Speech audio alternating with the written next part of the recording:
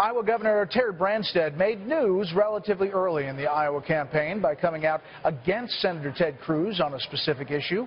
The governor joins us now. Governor, I'll talk about that in just a moment. Welcome. Thank you, Brett. Thanks for having us. Thanks for having us. Thank you.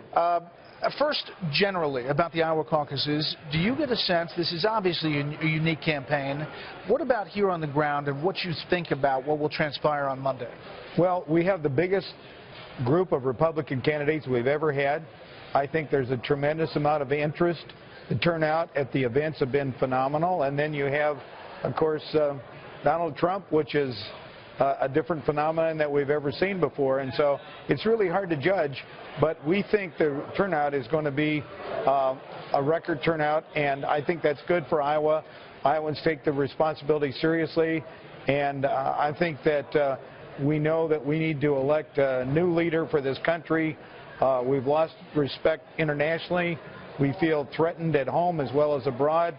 Our national debt has gone up, and we need to make sure that we have a president that's going to restore America's leadership in the world and restore prosperity and economic opportunities throughout the country. You know, I saw you told the Wall Street Journal today, or I quoted you saying, I will see that a lot of people are looking for leadership. Right. And I think Donald Trump has been able to effectively appeal to that concern that our leaders have not been effective. Right. You know, about Donald Trump, there are some here in Iowa who say, listen, if you don't show up to the debate, is that leadership? Well, first of all, I would not advise to not participate in the Fox debate right before the Iowa caucuses. So conventional wisdom, and certainly my recommendations, would be to participate in the debate. Donald Trump's done a lot of things that defy conventional wisdom. We'll see what happens.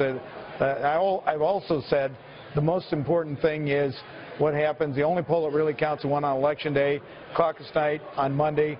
So we'll see how Iowans respond.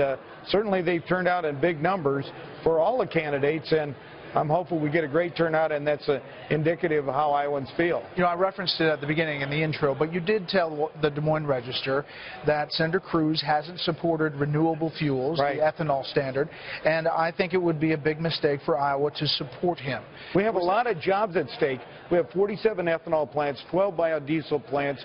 We lead the nation in wind energy, and that's why Google and Microsoft and Facebook have all chosen Iowa. We've got thousands of jobs at stake, farm income. This is really important to Iowans, and to not support the wind energy tax credit and to co-sponsor a bill to repeal the renewable fuel standard. Those are things that I think Iowans need to know in deciding who they're going to vote for. You know, so there are people like Senator Cruz who say the government really shouldn't be picking winners and losers. That's not true. That's a big lie put out by big oil. The fact is the subsidy for ethanol is gone. Only thing we want is access to the market. Big oil controls the distribution system, and they don't profit from renewables, so they want to wipe it out. They have said that. We just want to have access in Iowa, where people have the choice to be able to choose renewable energy, which is cheaper and also creates jobs in our state. They overwhelmingly support it, both parties. I asked for the Iowa legislature to pass a resolution supporting a robust renewable fuel standard. I have a Democratic Senate, Republican House. It passed both houses unanimously. Every member of our congressional delegation supports it. So it's important to our state. It's not a partisan issue. So important issue. You weighed in. I mean, it's rare for you to weigh in. I've been to 10. There's 10 of these renewable fuel summits, and I've been to most of them whether I was in office or not, because it's important to Iowa. It's jobs in my state. It's income for farmers, and I want to do everything I can to grow the economy. It's created a lot of great jobs in these 43 ethanol plants all across Iowa. And for the people who give you grief because your son is in the ethanol lobby? Well, my son, I'm proud to say, has been organizing the Renewable Fuel Alliance, which is bipartisan. A former lieutenant governor and Secretary of Agriculture, Patty Judge, is part of that.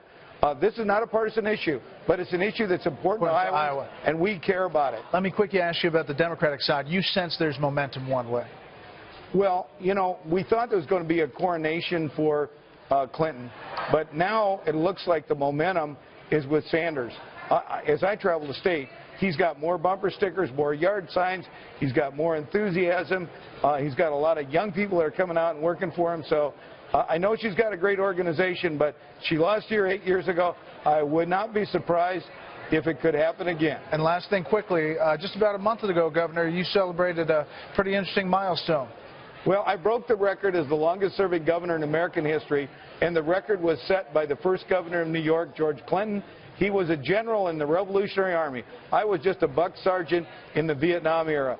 So I'm really proud that a buck sergeant from Iowa beats the general from New York to be the longest-serving governor. I'm proud to serve. I want to continue to work hard to represent the people of this great state. I love Iowa, and it's an honor to serve as their governor. Well, Sergeant and Governor, thanks for your time and congratulations.